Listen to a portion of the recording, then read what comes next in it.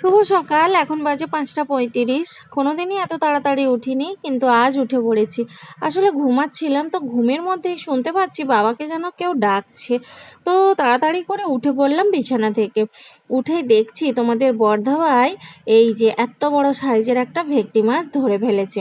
তো দাদা ভাইরা তো ৫টার সময় ঘুম থেকে উঠে পড়ে, উঠে একটু পুকুর পাড়টা ঘোরাফেরা করে দেখে পুকুরে মাছ ভেসেছে কিনা।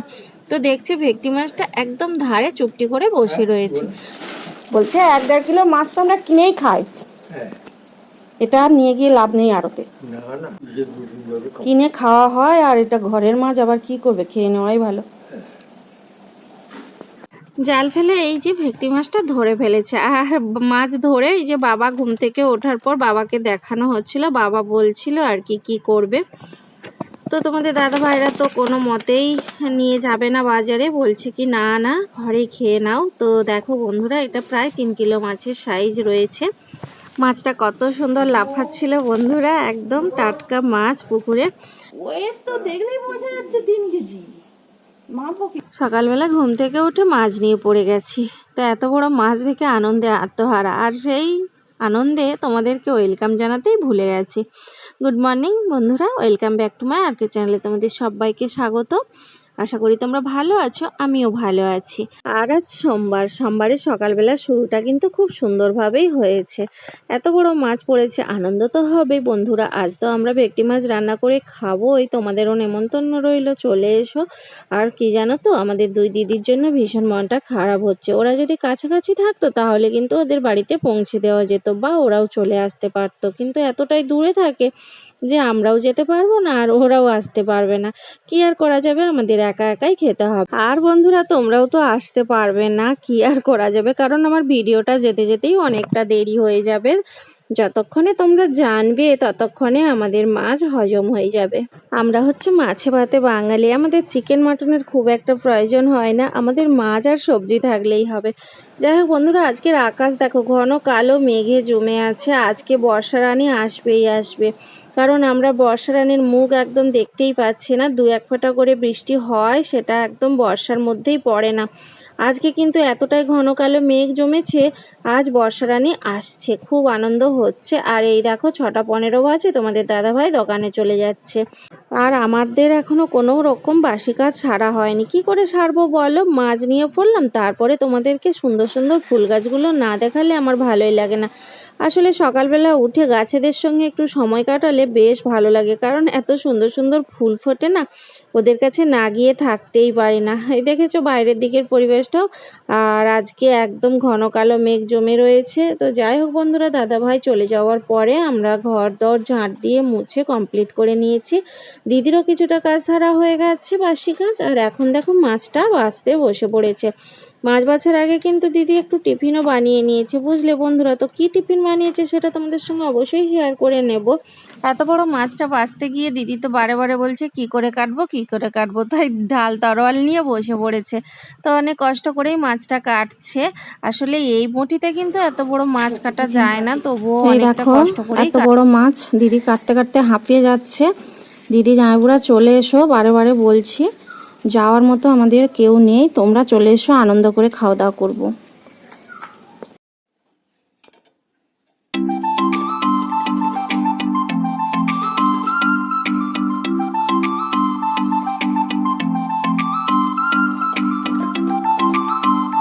বন্ধুরা, দিদি এই যে কুমড়োর তরকারি বানিয়েছে, আর এখন দুটো বাটিতে তুলে নিচ্ছে বাবার জন্য। আর একজন লোক লেগেছে আমাদের কাজ করছে, পুকুরে জাল দিচ্ছে আর কি, মাছ যাতে বেরিয়ে নেওয়া যায়। তো দেখো দুটো বাটিতে দুটো ডিশে মুড়ি বেড়ে নিয়েছি। অনেকটা সময় পরে আসলাম, স্নান টান সেরে নিয়েছি, পূজা পাঠও কমপ্লিট হয়ে গেছে। আমার ভগবানের দর্শন করে নাও আর সেবা দর্শনও করে নাও। আর সোনা বাবাকে আম দিয়েছি, ও ভীষণ খুশি হয়েছে আজকে। বন্ধুরা, এইমাত্র পূজা পাঠ করে উঠলাম, চুল এখনও খোলা হয়নি, এই যে এরপর চুলটা আঁচড়ে নেব। আর চলো চুল আঁচড়ে তোমাদের কাছে ফিরছি। আসলে বন্ধুরা অনেকটা দেরি হয়ে যাচ্ছিল, সেই জন্য চুলটা না আঁচড়ে সিঁদুরটা পরে নিয়েই আমি আগে পূজা পাঠটা কমপ্লিট করে নিয়েছি। তাই জন্য এখন আমি চুলটা আঁচড়ে নিচ্ছি। চলো এখন কিচেনে চলে যেতে হবে, আর টিফিন করাও হয়নি, টিফিন একটু করে নেব, তারপর রান্না বান্না রয়েছে। বন্ধুরা তোমরা সঙ্গে থাকো, আশা করি ভিডিওটা তোমাদের ভালো লাগবে।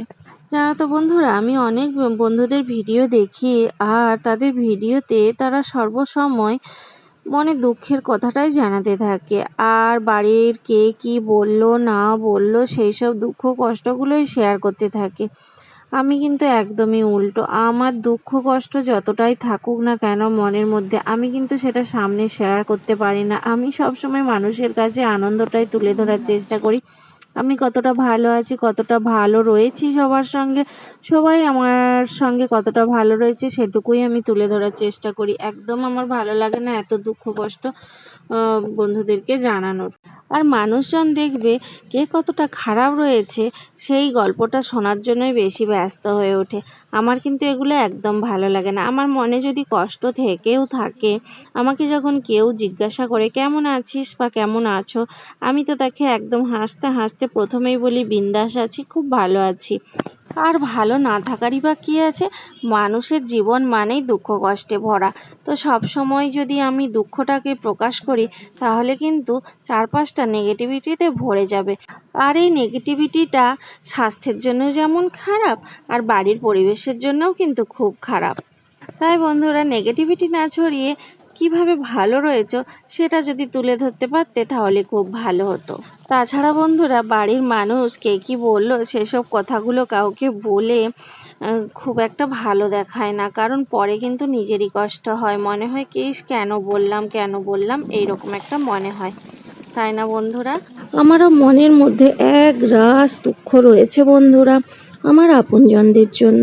হ্যাঁ, আপনজন বলতে কি শুধু হাজব্যান্ডকে বোঝায় তা নয়, কিন্তু আপনজন অনেক রয়েছে। তো সেই আপনজনদের জন্য আমার ভীষণ কষ্ট হয়, কান্নাকাটি করি, কিন্তু একা একাই সেটা কাঁদি। আর রাত্রিবেলাতেও বালিশ ভিজে যায় বলতে পারো, প্রতিদিনই। কিন্তু তোমাদের কাছে যখন আসি না, আমার সেই নেগেটিভিটিটা দূর হয়ে যায়। তোমরা হচ্ছে আমার পজিটিভিটি, যার জন্য তোমাদের কাছে আমার ওই নেগেটিভিটি ছড়াতে একদম ভালো লাগে না।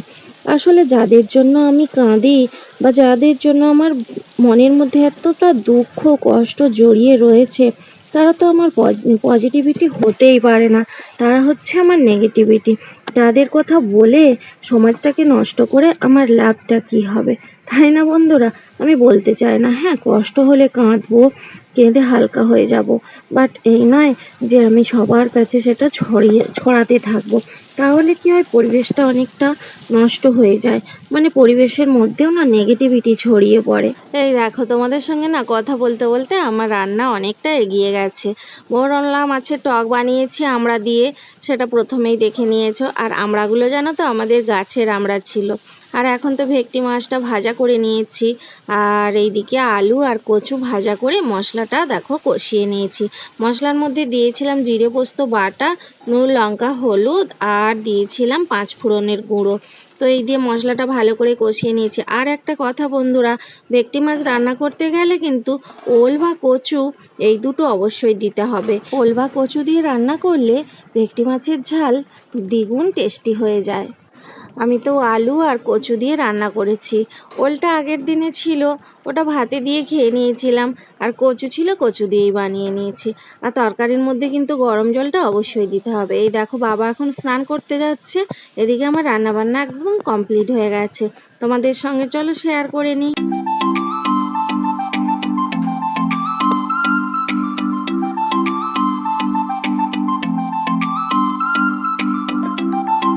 প্রথমেই দেখে নাও, আলু কচু দিয়ে ভেটকি মাছের ঝাল, আর এটা রয়েছে থোড়ের তরকারি, এখানে রয়েছে ভেটকি মাছের তেলপোটা ভাজা, আর ওটা সকালবেলার না কুমড়োর তরকারি একটু রয়ে গেছে, আর এটা মোরলা মাছের টক বানিয়েছি। তো আজকের লাঞ্চ মেনুটা অসাধারণ ছিল বন্ধুরা, বেশ ভালো তৃপ্তি করে খাওয়া দাওয়া করেছি। আর এখানে তো বাবার ভাতটা একেবারে রেডি করে নিয়েছি, বাবা এখনই চলে আসবে। আর বন্ধুরা, ভিডিওটা এখানেই শেষ করছি। সবাই ভালো থেকো, সুস্থ থেকো, দেখা হবে পরের ভিডিওতে। টাটা। একটাই মাছ দিয়েছি, একটাই চাকা আছে, আর এটাতে মোরলা মাছ আছে, টক করছি। আচ্ছা, ঠিক আছে। ঠিক আছে তো? ও আলো জ্বালা তুমি